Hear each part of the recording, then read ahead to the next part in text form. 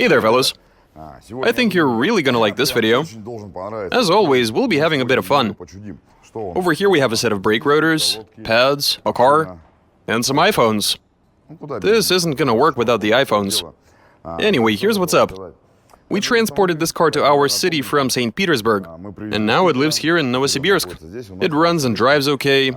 We applied some rust protection coating, so yeah, we got it to where we wanted. And now it's time to tend to the brakes. So our friends have sent us a set of quality brake rotors and pads made by Gerard. Here's why we specifically chose these rotors. They're made from high-carbon steel, and they're incredibly durable. They've got some ventilation going, some cross-drilling, and they're designed to handle serious abuse. The other great thing is that these rotors are compatible with the factory brake system on this specific car. I'm pretty sure we won't have any trouble installing them. As you might imagine, it would be uncharacteristic of us if we just throw these in, which is why I'll be replacing the brake pads with these iPhones. And after that, we do a bit of testing. As we like to say around here, enough talk, let's do this. Replacing brake pads with iPhones. Translation and voiceover by BMI Russian. Okay, so here's how I'll be fitting them in there, fellas. I've got some old, worn-out brake pads for this exact car. The iPhones are the real deal. These aren't some fake knockoffs. So first I'm gonna install the old Ferroto pads. And after that, I slip these iPhones right underneath them. Then we see how they do.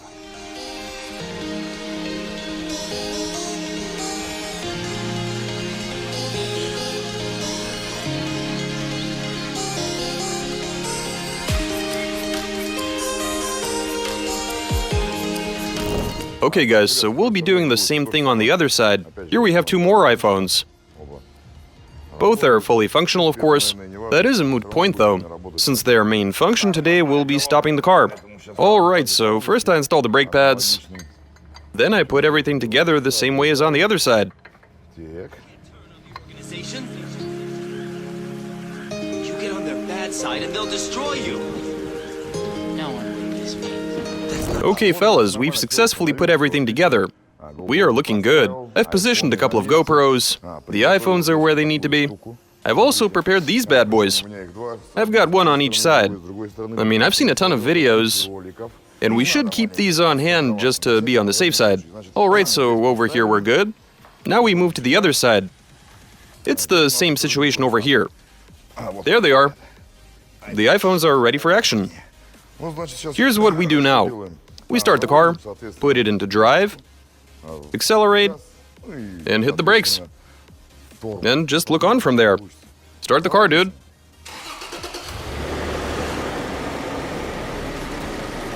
Curious to see what happens.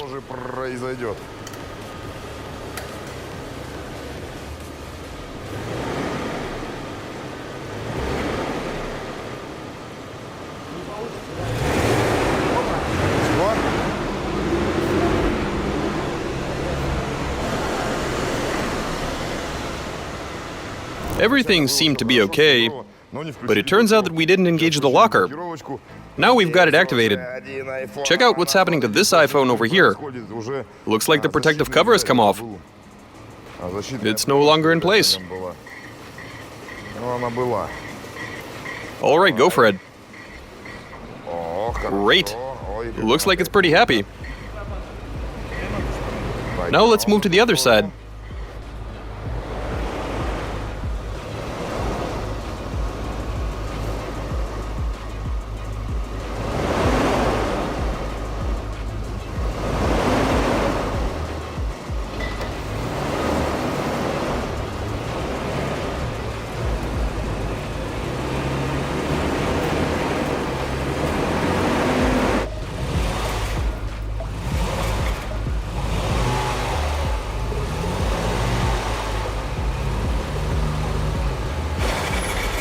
We've got some sparks flying.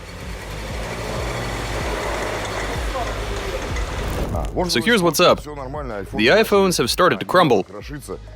The rotor's heating up like if we were running actual brake pads. We've got some serious temperature going. In any case, fellas, this is all good and everything.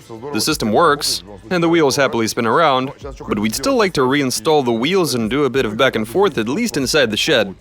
Find out how well the brakes really work given this sort of setup. Right, let's fit the wheels to the car and drive around a bit.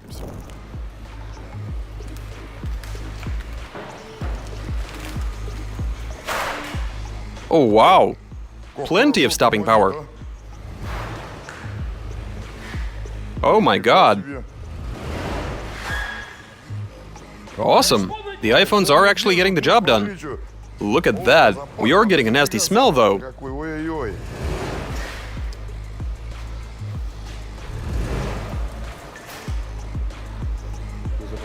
It smells like plastic. That's it. They're not gripping anymore. Oops, spoke too soon. Let's do that again.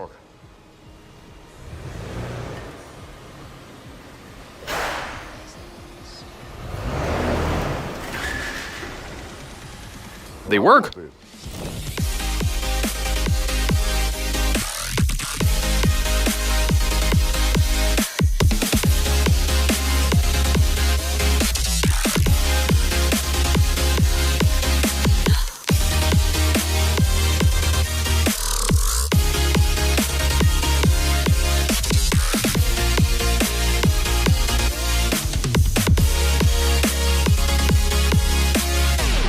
Here's the situation, fellas.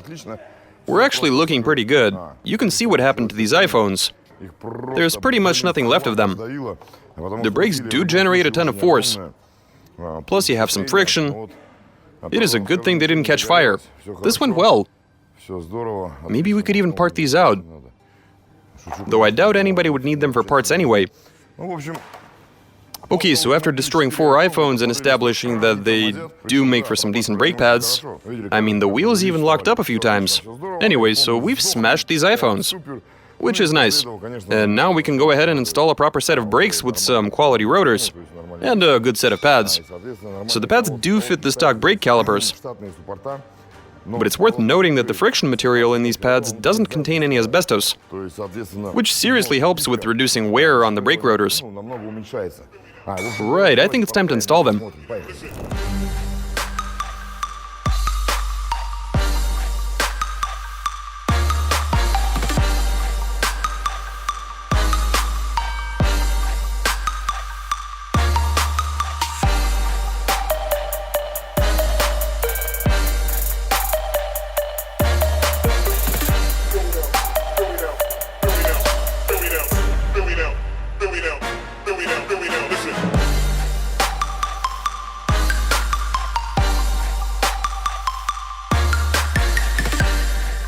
Alright fellas, we've successfully installed some new brakes.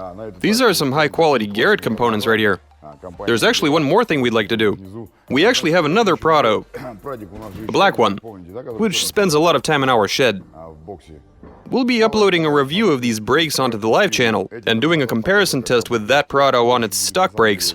Now that should be pretty interesting. Anyway, that's all I have for you. Watch our videos, subscribe, and don't forget that we have a VK page and an Instagram account. Send in those suggestions, hit the notification bell.